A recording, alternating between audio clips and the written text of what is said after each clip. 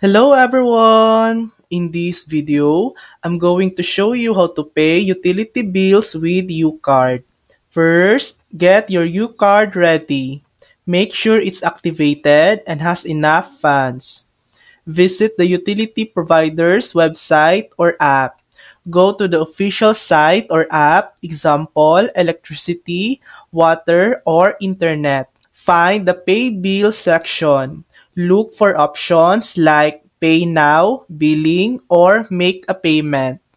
Choose payment method, select debit card or prepaid card. Enter your UCard details like your card number, expiration date, and CVV from the back of the card. Confirm the payment. Review the details. Click Submit or Confirm Payment. Get confirmation. You should receive a confirmation message or email. Save it for your records. And that's it.